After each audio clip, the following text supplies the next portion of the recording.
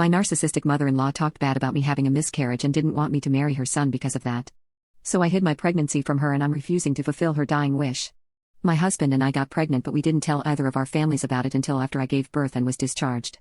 The reason for hiding it was because I had 2 panic attacks just thinking about telling our families. This wasn't our first time getting pregnant, but I suffered a miscarriage last time. I was really happy when it happened and told everyone, only to ultimately have to tell them my baby was gone. I was worried that I would be getting their hopes up again, so we kept it a secret. We sent both our families pictures of the baby and asked that they wait until we announce it on social media. Not an hour after receiving pictures, my mother-in-law posted them. I hate to say, but I let that slide. Unlike my family, my husband's family was pissed that we hid the pregnancy, so my mother-in-law posting those pictures despite us telling her not to, was like a petty revenge. They were upset that they didn't get to do a gender reveal and baby shower. They won't stop telling me that I hurt them and was selfish by robbing them of the wonderful joys of pregnancy. The comments have hurt and my husband has limited contact with his family until they stop with that nonsense, as he said. The problem is, my daughter is currently the only grandchild and my mother-in-law is dying. As her dying request, she asked that we throw a big party for my daughter's first birthday. I shut this down immediately because she has never really interacted with people outside of the household, so she's really fussy. She has seen my parents very often, and it still took her a good 30 minutes before she let them touch her when we saw them for the new year. So imagine trying to do a birthday party for her with 20+ people she doesn't really see. I told all of this to my mother-in-law, but instead of being understanding, she's upset. And has bad-mouthed me to her family. She said even a year later, I'm still trying to keep my daughter all to myself.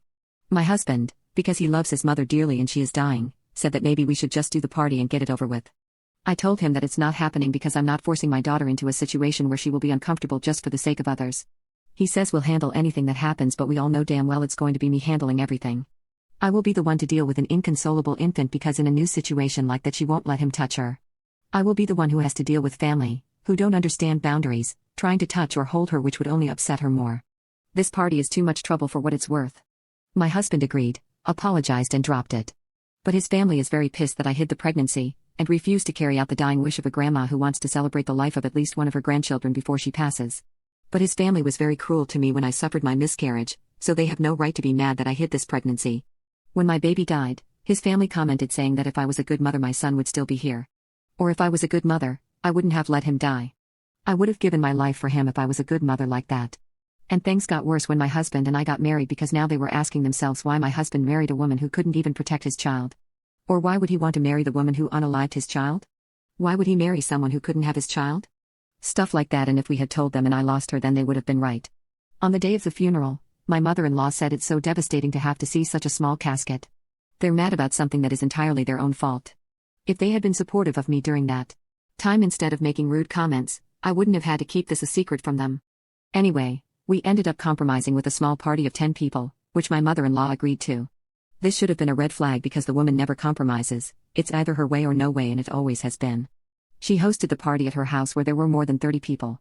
The party was awful since my mother-in-law had changed everything I wanted for my daughter. Everything was Minnie Mouse themed, even though my daughter doesn't even like that. She changed her dress to a Minnie Mouse one, which she was fussing with the whole day, and changed the cake order to a Minnie Mouse decoration. My daughter wasn't happy with her party and me and my husband felt very disrespected that we decided to compromise with them, only to get ignored. We were supposed to stay for the weekend, but after that disaster, we left early. My husband got tons of calls and messages from his family saying that he wasn't raised that way and we were the disrespectful ones. When his mom said he should have never married me, he went off. He yelled that she was dead to him and he didn't give a damn about her anymore. He said, F you, and F the rest of the family. Don't contact me again. His mother passed away last week. His family called him the week before to come see her because she had gotten sick and wasn't going to bounce back, but he flat out refused. When his mother did pass, I tried to convince him to go to her funeral for closure but he told me no.